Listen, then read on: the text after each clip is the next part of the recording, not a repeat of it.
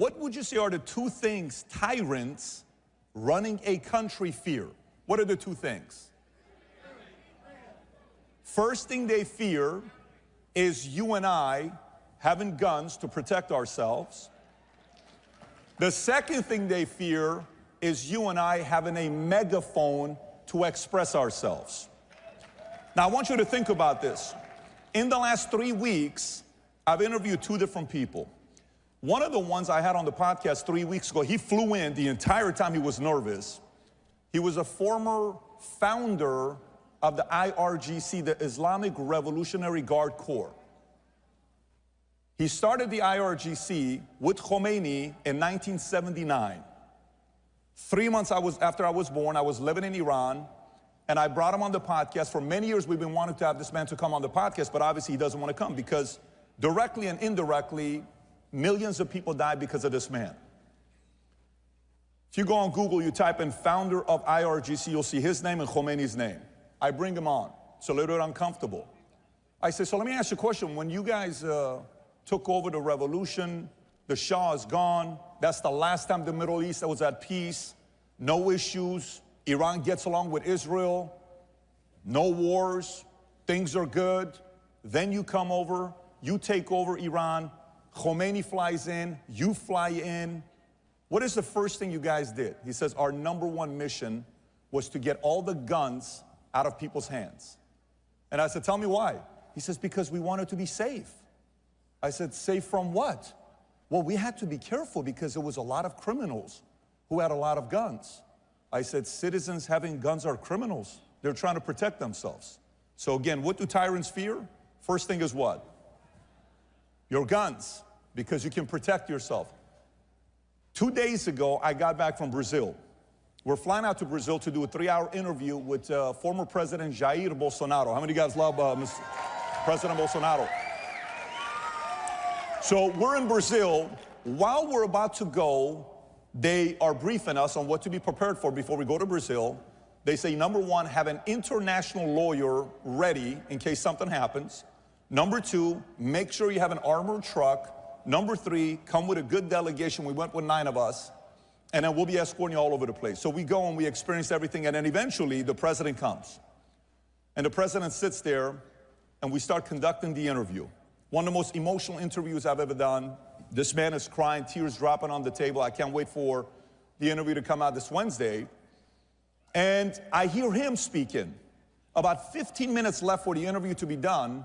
Somebody comes in and is whispering in his ear, whispering in his ear. Boom. He swipes the hand. Interview ends. Doing all the stuff that he's doing. He gets out. 1 hour later, alert on the phone. Jair Bolsonaro has been charged and is facing 38 years in prison. For what? There's a judge there in Brazil. His name is Alexandre de Moraes. Anybody knows who he is? Okay. If there is a picture for someone that looks like a tyrant, it is Alexandre de Moraes. This man is a tyrant at the highest level. And he is the second man, the second point that tyrants fear is freedom of speech. I'm talking to the former president. He's not comfortable talking about certain things, but he let everything loose. He knows you can't talk. They don't want you to talk over there. So you got guns, freedom of speech, and in the world, we have 195 countries, of which 193 have constitutions. Of the 193 that have constitutions, only 1 country gives you full-on freedom of speech with nothing about hate speech and Second Amendment. We're the only ones here that we have in America. Now keep this in mind. Sometimes when we sit there, we hear about, next year's gonna be United States birthday for 250 years. It's gonna be amazing. We are one of the youngest countries in the world. It's awesome. Well, think about the oldest countries in the world. Iran, roughly 3300 BC. Egypt, 3100 BC. You got Assyria, you got Armenia, you got China, you got all these countries, right? Oldest. We are one of the youngest. But watch this here. Does anybody know what country has the oldest constitution in the world? What country has the oldest constitution in the world, including UK? We, the people, have the oldest constitution in the world. So now watch this. Some of you are clapping, you're like, I don't know what point he's trying to make here. I don't know where you're going with this. Let me give you some numbers here. Dominican Republic has changed their constitution 32 times. Venezuela 26 times, Haiti 24, Ecuador 20. Brazil's changed it 7 times in the last 100 years. While I'm there in Brazil, we're going to the airport, our flight's at 4:30, we get there at 2 o'clock waiting, our flight gets canceled, we have to redirect our flight, we go to Peru, and then from Peru we fly out to Miami. And I'll never forget when we landed in Miami. It reminded me of back in July 15th of '89 when we're escaping Iran on a Lufthansa flight, and while we're going, everybody's waiting for the one magical word from the flight attendant. Anybody knows what it is? It's very simple. You can officially order alcohol. We've crossed the border. And we're like, we're free. This is amazing. We are officially out of Iran, right? So we landed in Miami. I'm like, oh my God, this kind of takes me back to that moment when we left, Iran and experiencing what freedom's like. Then we get down here, and I'm sitting and I'm talking to all these different senators and congressmen in Brazil, and here's a number I noticed. I want to kind of take it back because it's very important for us to be thinking about. In Brazil, they have 11 Supreme Court justices, of which only 2 are conservative. In Brazil, they have 81 senators, of which only 22 are conservatives. In Brazil, they have 513 congressmen and women, of which only 130 are conservatives. Let me just kind of take back a little bit and talk to you guys about maybe possibly the greatest accomplishment any president's ever done. If the Supreme Court justice was the other way around, 6-3, and when they said Colorado wants to remove the president off the ballot, and they would have succeeded, Kamala Harris would have been your president today. I understand, I'm with you, but I want you to think about why this is so important. For 25 years of my life, I was an atheist. When you live in Iran, my mother's Armenian, her last name's Bogosian, my dad's Assyrian, Bet David. I'm living in Iran, we're a Christian family, trying to make it work. We're going to school, you're going to church, kind of keep it quiet. And you dream about one day coming here. You're like, oh my God, I can't wait to one day come to America. It's going to be such a great deal to come to America. I'm sitting there kind of thinking to myself about all this stuff with Iran. And hey, the Congress, the Senate, all this stuff. You bring it to today. This man flips 3 Supreme Court justices. He doesn't do that. Kamala gets in. They would have done everything in their power they could have to prevent the president from speaking. They tried to silence him. They took him all the social media sites. There's a lot of people that want to be friends with him today. Same people that silenced him. They said you can't use social media. Got off.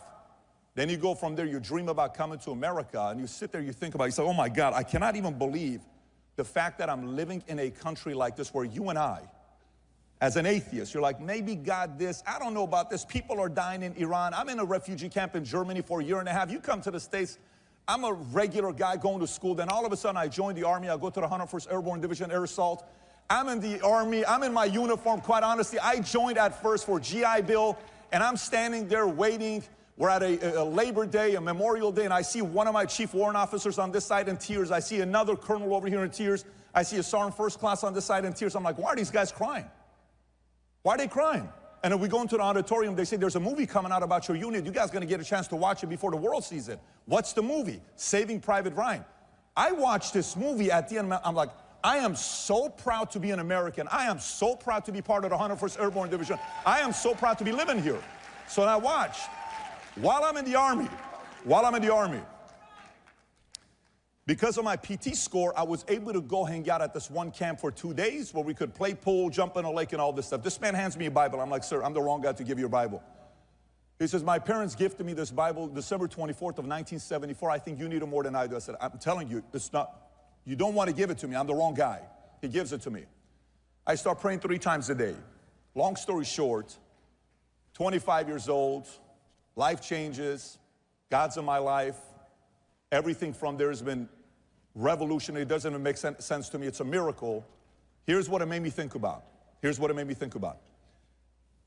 How many of you remember the last time you had one of those nights where you pray for an hour and you're on your knees and nobody sees you? Who knows what I'm talking about? Anybody's ever done that before?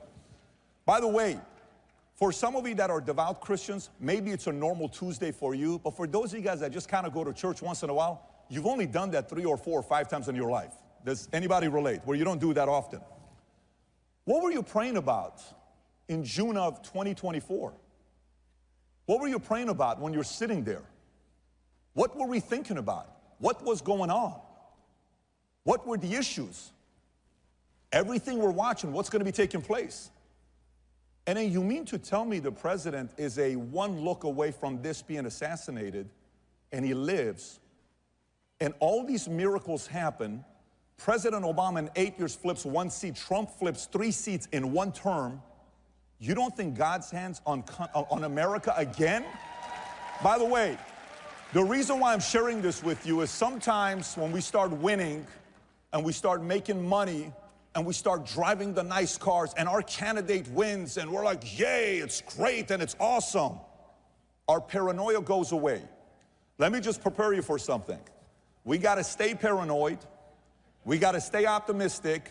They're plotting their moves behind closed doors while you and I are here at this event. We got to keep recruiting the next Bobby Kennedys, the next Tulsi Gabbers, the next Elon Musk, the next Joe Rogans, the next anybody. We got to recruit them over with common sense, with values, with the way we treat them.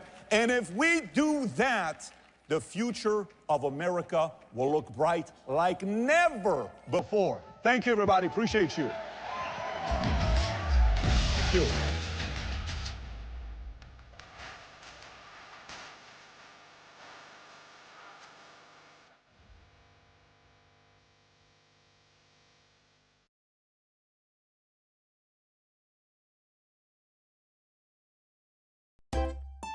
If you enjoy this content, please consider subscribing to my channel to stay up to date with future videos.